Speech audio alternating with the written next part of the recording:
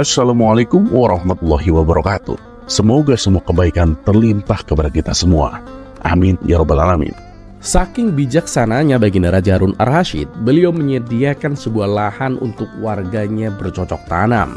Dengan ketentuan, sebagian hasil panen dari lahan tersebut wajib disedekahkan kepada fakir miskin, sementara sebagiannya lagi untuk mereka yang menanam. Dan kebetulan lahan tersebut berdampingan dengan lahan milik Abu Nawas. Suatu hari Abu Nawas berencana menanam beberapa biji semangka.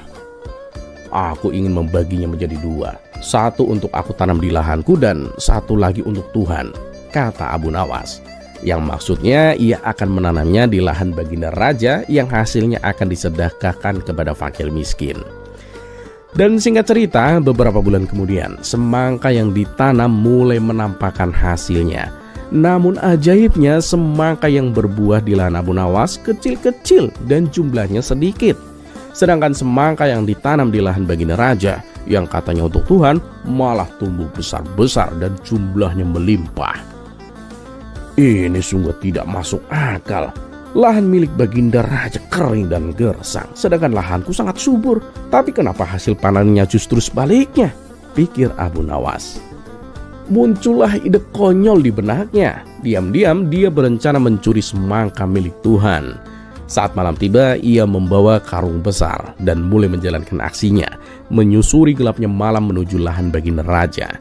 Setibanya di sana, Abu Nawas dengan hati-hati memetik beberapa semangka terbaik dan memasukkannya ke dalam karung.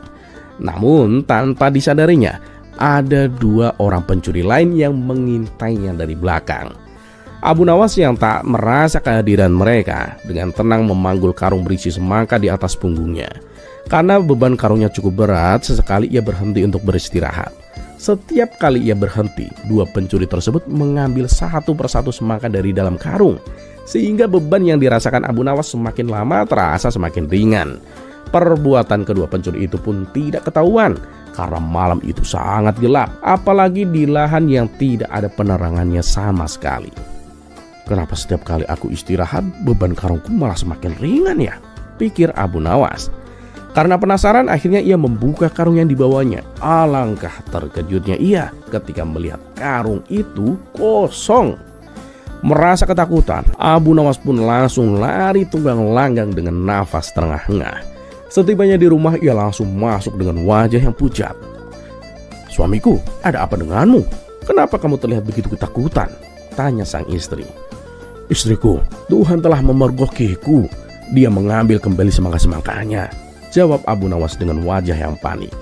Mendengar hal itu, sang istri hanya menggeleng-gelengkan kepalanya, menyaksikan tingkah laku suaminya yang memang selalu aneh itu.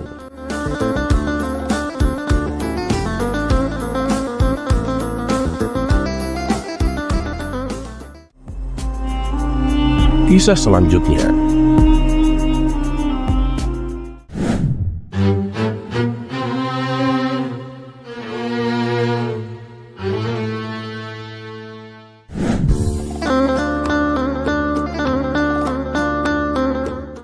Bukan menjadi rahasia lagi bahwa selain mencari kayu bakar, Abu Nawas juga mempunyai keahlian dalam berdagang. Bahkan tak nanggung-nanggung, berdagangnya bisa nyampe ke negeri seberang.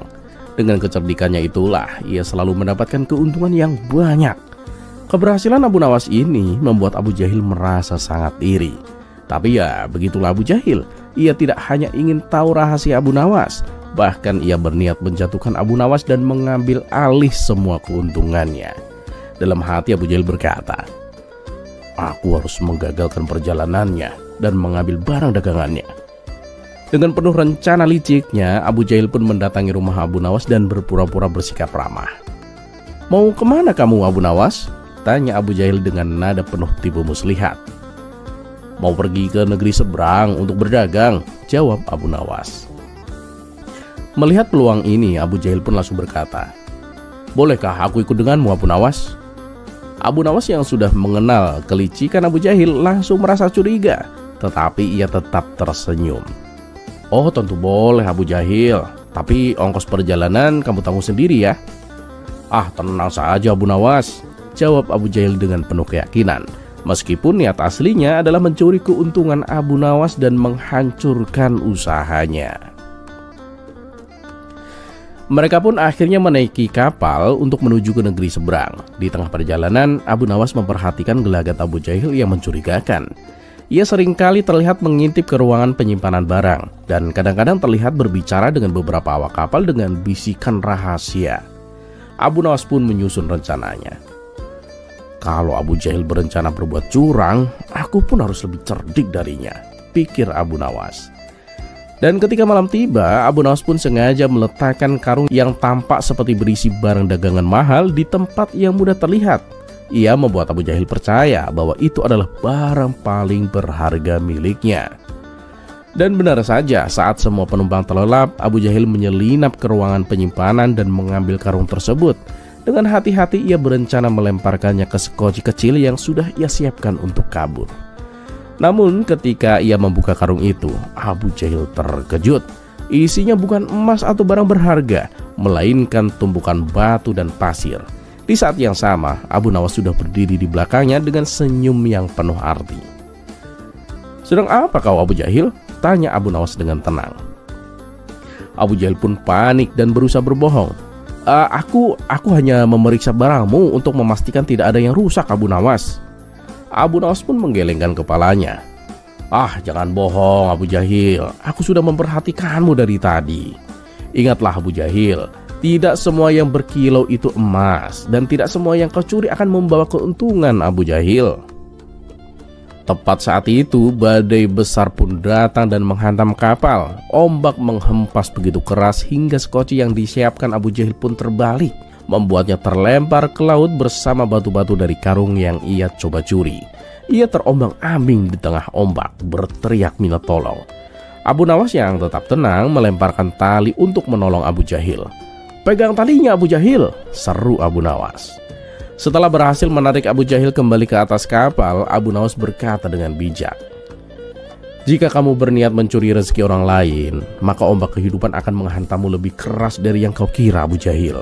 Rezeki itu datang dari Tuhan dan tidak bisa kau ambil dengan licik." Abu Jahil pun hanya terdiam, basah kuyup dan ketakutan. Para penumpang yang menyaksikan kejadian itu pun tidak berkata apa-apa. Namun mereka semua bisa melihat kebijaksanaan Abu Nawas dalam menghadapi situasi ini. Salah seorang dari mereka mendekati Abu Nawas dan bertanya dengan hormat, "Abu Nawas, bagaimana kau bisa tahu dia akan mencoba mencuri?" Abu Nawas pun tersenyum tenang. "Ketahuilah, ketika seseorang dipenuhi iri hati, tindakannya akan mudah ditebak. Yang perlu kita lakukan adalah tetap tenang dan membuatnya tersandung oleh rencana jahatnya sendiri." Para penumpang pun mengangguk penuh rasa kagum terhadap kecerdikan dan ketenangan Abu Nawas. Sejak saat itu, Abu Jahil tidak berani lagi mencoba mengelabui Abu Nawas. Perjalanan hari itu menjadi pengingat bagi mereka semua tentang pentingnya kejujuran dan ketenangan dalam menghadapi cobaan.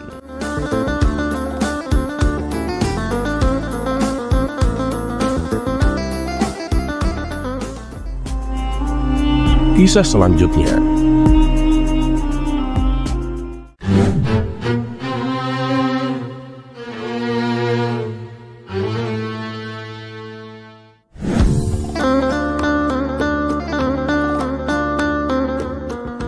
Memang semua sudah tahu dan kagum akan kecerdasan Abu Nawas. Tak ada yang meragukannya sama sekali. Pada suatu hari, Raja Harun ar-Rasyid telah mempermalukan Abu Nawas dengan menyiram air kencing di depan para tamu undangan. Abu Nawas pun hanya bisa terdiam. Namun dalam hati, dia merencanakan sesuatu di hari yang lain. Berikut kisahnya. Figur Abu Nawas ini memang sangat lihai dalam menyelesaikan masalah. Tak hanya lucu saja, akan tetapi juga bijaksana, sehingga Abu Nawas tidak dapat dianggap enteng. Raja sangat bangga memiliki warga seperti Abu Nawas ini. Namun di sisi lain, dari diri Abu Nawas juga sangat menjengkelkan Raja, karena ulahnya yang selalu tidak tahu diri. Oleh karena itulah, baginda Raja tak pernah berhenti memeras otaknya untuk membalas Abu Nawas. Seperti pada tahun-tahun sebelumnya, setiap bulan Rabiul Awal diadakan acara Maulid Nabi. Sambil tersenyum, baginda Raja bergumam dalam hati, "Awas kamu Abu Nawas, kali ini kamu pasti kena." Acara Maulid Nabi pun tibalah waktunya dan diselenggarakan di istana. Pada saat itu, semua pembesar negeri hadir, termasuk putra-putra mahkota dari kerajaan sebelah, termasuk pula Abu Nawas ikutan diundang. Dengan perintah raja, semua yang hadir di acara Maulid Nabi tersebut dipersilakan untuk berdiri dan kemudian disirami dengan air mawar yang menebarkan bau harum. Kecuali Abu Nawas, dia disiram dengan air kencing. Setelah disiram dengan air kencing tersebut, jadi sadarlah Abu Nawas kalau dirinya telah dipermalukan di depan para pembesar negeri. Dia dibungkam 1000 bahasa dan hanya bisa bergumam dalam hati. Baiklah Paduka, hari ini Paduka telah memberiku kuah tak sedap. Esok hari aku akan membalasnya. Sejak saat itu Abu Nawas tak pernah menjejakkan kakinya di istana. Raja pun menjadi kangen dibuatnya karena kelucuannya saat bercerita. Ketika raja memanggilnya ke istana, rupanya Abu Nawas tidak bersedia dengan alasan sakit yang membuat tubuhnya lemah lunglai. Karena khawatir telah terjadi sesuatu dengan diri Abu Nawas, raja pun ingin menengoknya, diiringi dengan beberapa petinggi kerajaan. Pucuk dicinta, ulam pun tiba. Begitu mendengar raja menuju ke rumahnya, Abu Nawas yang dalam keadaan segar bugar itu pun langsung memasang aksi. Matanya terpejam, badan tergeletak lemah lunglai. Namun sebelum dia beraksi demikian, dia telah terlebih dahulu menyuruh istrinya menyiapkan obat ajaib yang berbentuk bulatan kecil, di mana di antara bulatan obat ajaib itu terdapat 2 butir yang dibubuhi sesuatu di dalamnya. Tak berapa lama kemudian, raja sudah ada di depan pintu rumah Abu Nawas. "Wahai Abu Nawas, apa yang kamu telan itu?" tanya baginda raja. "Ya inilah yang disebut obat ajaib Paduka. Resepnya hamba peroleh lewat mimpi tadi malam. Jika hamba menelan 2 butir, niscaya akan sembuh," jawab Abu Nawas yang terlentang dan segera bangun setelah menelan pil yang kedua. "Wah, kalau begitu aku juga mau minum obat ajaib itu Abu Nawas," kata baginda raja. "Baiklah tuanku, Paduka berbaringlah dan pejamkan mata seperti hamba sekarang ini. Tidak boleh duduk, apalagi berdiri," kata Abu Nawas. Maka raja pun menuruti perintah Abu Nawas. Begitu mata raja terpejam, Abu Nawas cepat-cepat memasukkan butiran obat ajaib yang telah dibubuhi sesuatu ke mulut raja. Tiba-tiba saja, baginda raja bangkit sambil membelalakan matanya. "Hei Abu Nawas, engkau memberiku makan tinja ya?" kata baginda raja. Maka Abu Nawas pun segera bersimpuh sambil memberi hormat kepada rajanya. "Dulu kan Paduka memberi hamba kuahnya. Ya, jadi sekarang hamba memberi isinya. Nah, kalau Paduka tidak memberi hamba uang 1000 dinar, kejadian ini akan hamba ceritakan kepada khalayak ramai," kata Abu Nawas sedikit mengancam. "Diamlah hai Abu Nawas, jangan ngomong ke siapa-siapa. Nanti aku akan memberimu uang 1000 dinar," kata baginda raja. Setelah kejadian itu, raja dan semua pengikutnya kembali ke istana. Mereka pun menyiapkan pundi-pundi yang berisi uang 1000 dinar. Nah, untuk kesekian kalinya, Abu Nawas berhasil memperdayai rajanya, bahkan berhasil memalak rajanya. Terlepas apakah cerita ini adalah cerita fiksi atau kenyataan, karena hikmah adalah barang hilang seorang muslim. Di mana ia menemukannya, maka ia berhak mengambilnya.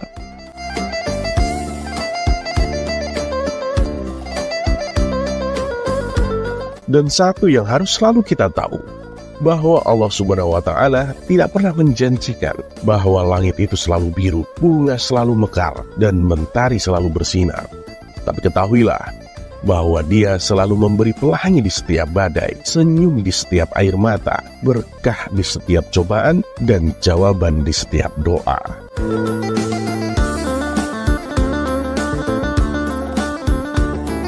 Dan seperti biasa, terima kasih. Wassalamualaikum warahmatullahi wabarakatuh.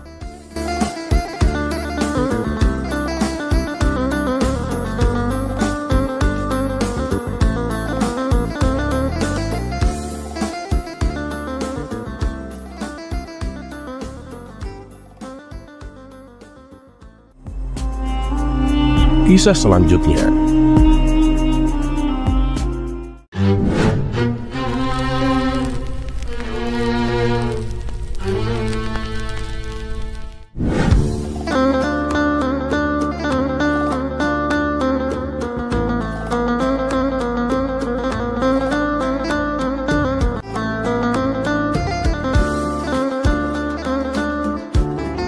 Dikisahkan, Abu Nawas mempunyai profesi baru. Ia menerima jasa sebagai tukang servis toilet. Karena seringnya mendapatkan orderan, ia sampai lupa waktu dan jarang beristirahat. Akibatnya dalam waktu beberapa hari, ia dilanda sakit panas dan demam. Ketika waktu menjelang malam, kondisi tubuh Abu Nawas semakin lemah. Panas demamnya juga semakin tinggi. Sang istri pun menjadi panik dan segera meminta bantuan seorang tabib. Namun ketika tabib tersebut datang, ia terkesan acuh tak acuh. "Ah, ini sih hanya sakit biasa. Minum pil ini, kalau besok tidak ada perubahan, panggil saya lagi," kata sang tabib sembari memberikan pilnya. Kemudian ia segera meninggalkan rumah Abu Nawas. Dan ternyata demam panas yang diderita Abu Nawas tak kunjung reda hingga keesokan harinya. Karena pil yang tabib berikan hanya pil biasa yang tidak ada khasiatnya. Sang istri pun kembali menemui tabib untuk meminta bantuan. Barulah pada saat itu, si tabib mengobati Abu Nawas dengan memberinya ramuan mujarab. Selang tidak berapa lama kemudian, kondisi Abu Nawas pun mulai membaik. "Wahai Tuan Tabib, kenapa Tuan tidak memberikannya dari tadi malam? Kasihan suami saya, dia semalaman tak bisa tidur," kata istri Abu Nawas. "Kamu ini, lagian malam-malam datang ke rumah. Saya kan sedang istirahat," balap si tabib dengan ketus. Beberapa hari kemudian, toilet di rumah sang tabib mampet tak bisa digunakan. Ia lalu berkata kepada istrinya, "Ini sih keahlian Abu Nawas. Akan kupanggil Abu Nawas kemari, supaya toiletnya dibetulkan."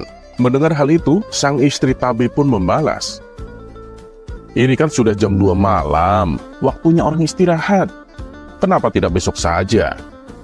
Sang tabib pun kembali berkata, "Lah, emang kenapa? Apa salahnya? Saya juga sering dipanggil pasien jam segini. Kemarin saja saat Abu Nawas sakit, istrinya malam-malam juga datang ke sini." Maka berangkatlah sang tabib menuju rumah Abu Nawas. Sementara Abu Nawas yang sedang tidur pulas seketika terbangun karena mendengar pintunya diketuk. Ia pun beranjak dari tempat tidur dan membukakan pintunya. "Ada apa Tuan? Malam-malam begini kok datang ke rumah?" tanya Abu Nawas. "Itu, toilet di rumahku mampet Abu Nawas. Tolong segera perbaiki ya," kata sang tabib. "Aduh Tuan, kenapa harus sekarang? Besok pagi kan bisa," balas Abu Nawas kesal. Mendengar nada bicara Abu Nawas yang meninggi, sang tabib pun berkata, "Ya kamu jangan marah gitu dong Abu Nawas. Ingat, tempo hari saat kamu sakit, di tengah malam istrimu juga datang ke rumahku." Abu Nawas pun terdiam mendengar perkataan sang tabib. "Baiklah, ayo kita ke rumahmu," ucap Abu Nawas. Sesampainya di rumah sang tabib, Abu Nawas pun diantar ke belakang ke tempat toilet. Kemudian dengan santainya, Abu Nawas menjatuhkan sebuah pil ke dalam toilet tersebut sambil berkata, "Ini sih mampet biasa. Besok kalau nggak ada perubahan, panggil saya lagi," tutur Abu Nawas sambil meloyor pergi. Sang tabib pun hanya bisa melongo melihat perilaku Abu Nawas itu.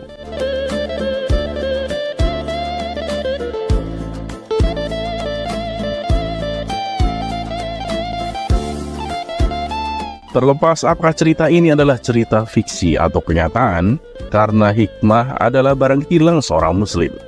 Di mana ia menemukannya, maka ia berhak mengambilnya. Dan satu yang harus selalu kita tahu, bahwa Allah Subhanahu wa Ta'ala tidak pernah menjanjikan bahwa langit itu selalu biru, bunga selalu mekar, dan mentari selalu bersinar. Tapi ketahuilah bahwa Dia selalu memberi pelangi di setiap badai, senyum di setiap air mata, berkah di setiap cobaan, dan jawaban di setiap doa. Dan seperti biasa, terima kasih. Wassalamualaikum warahmatullahi wabarakatuh.